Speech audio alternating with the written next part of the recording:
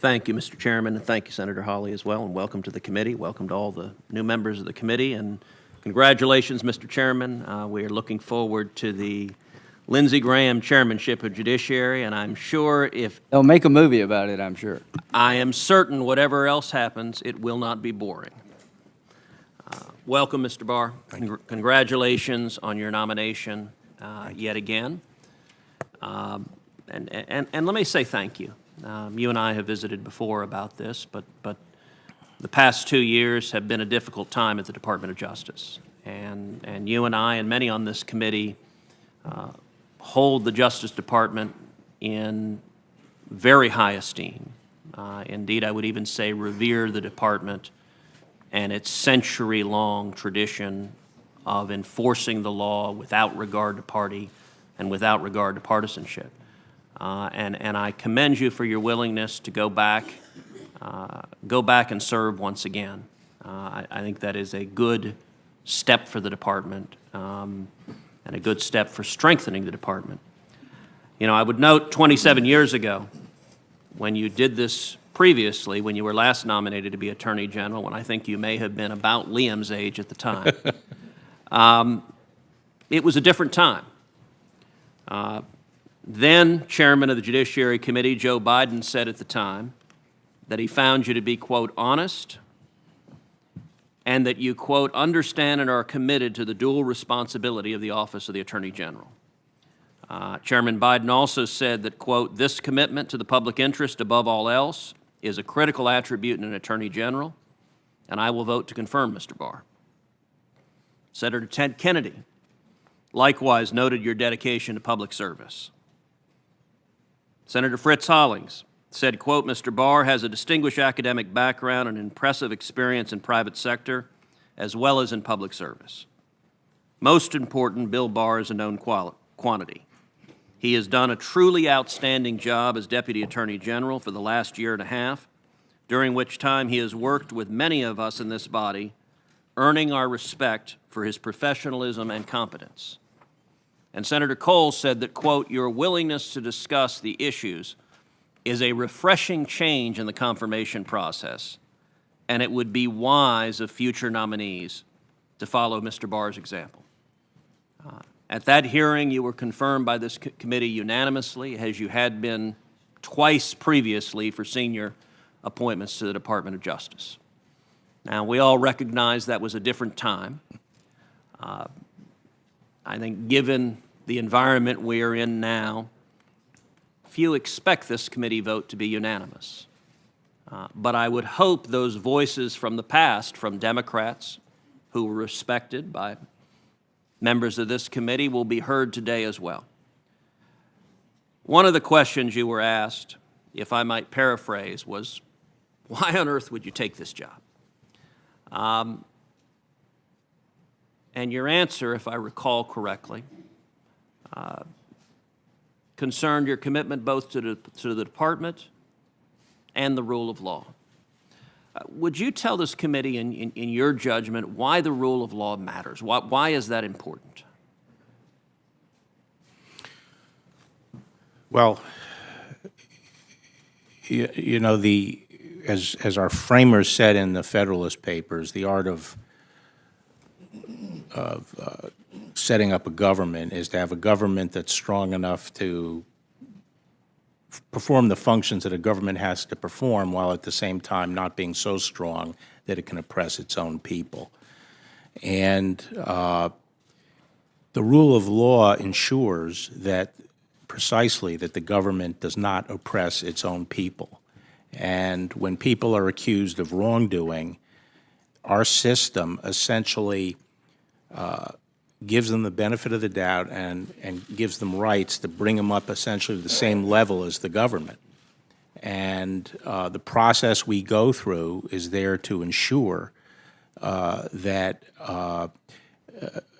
justice is not arbitrary, but it's done according to a set of rules. And the basic protection that we have is that the rule that applies to one applies to all. That, at the end of the day, is what keeps us all free. That is the protection of individual freedom. And to me, the rule of law is exactly that. that we don't allow special rules to go into effect for a particular individual. A rule has to be universalized. Anything we do against A has to be universalized across everyone who's similarly situated. That's our basic protection, and to me, that's what the rule of law is. So I don't want to see a Republican Department of Justice or a Democratic Department of Justice. I don't want to see a Republican FBI or a Democratic FBI. What we should see, what the American people have a right to see and a right to expect, is a Department of Justice that is committed to and faithful to the Constitution and the laws, regardless of political party. And a corollary to that is a department that is willing to hold anyone who commits criminal conduct accountable, regardless of that individual's political party or whatever partisan interest there might be. Would you agree with that characterization? Senator. Yes, Senator. I would note as well, during the previous administration, there was concern by many, including me on this committee, that the previous administration, and in particular the IRS, had targeted individual citizens and citizen groups for exercising their First Amendment rights and had abused its power in doing so. The current Justice Department, I've been dissatisfied with the degree of scrutiny they have given to that potential abuse of power.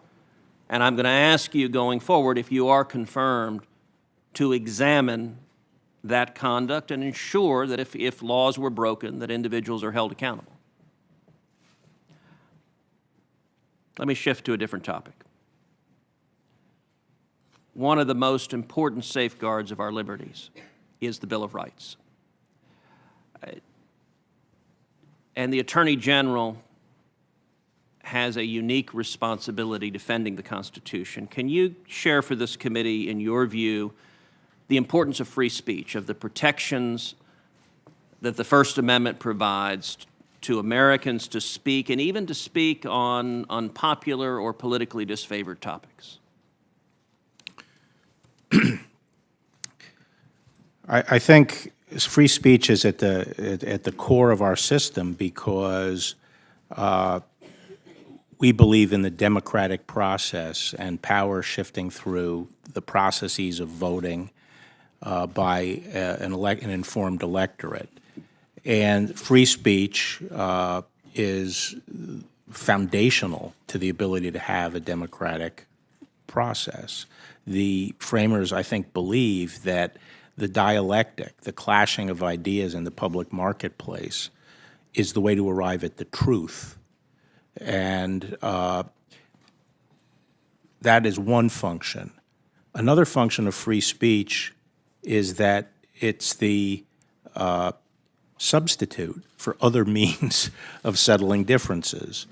In some ways, it's a safety valve. People are allowed to speak their mind and persuade their neighbors of their position. And I think that performs a very important function in keeping the peace within a community.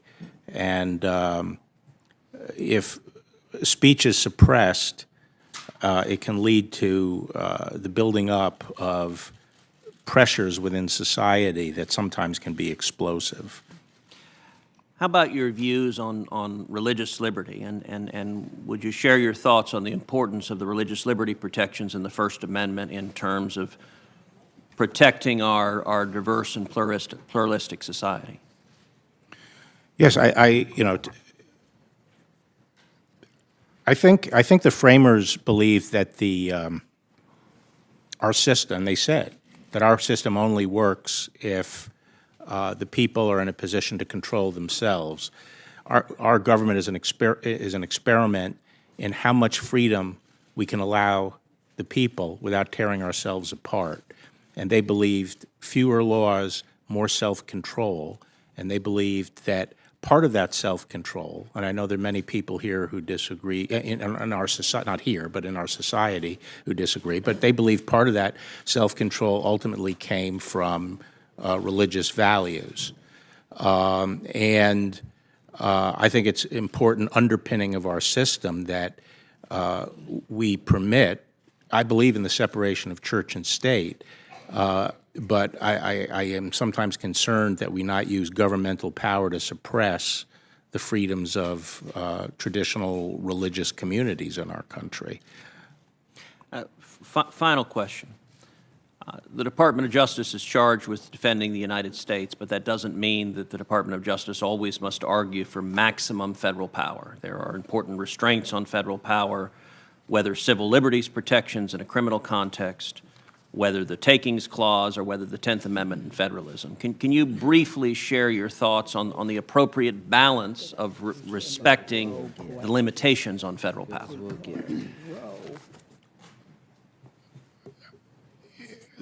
Well, as you say, the Constitution has many different forms of restraint on federal power. Part of it is, in fact, the separation of powers within the federal government. Part of it is the balance between the federalist system we have and the central government, and respecting the rights of the states and local communities. And part of it is the Bill of Rights that, on certain topics, constrains the role of the federal government. And those are all important checks on federal power. And, you know, I am concerned about our country becoming just a unitary state that we try to govern centrally, 350 million people. I think a lot of our current tensions in society are because we are turning our back on the federalist model. There are certain things that have to be protected by the federal government. There's no ifs, ands, or buts about that. But the more we can decentralize decision-making, the more we can allow people a real diversity in the country of approaches to things, I think we'll have less of an explosive situation. I very much agree. Thank you, Mr. Barr.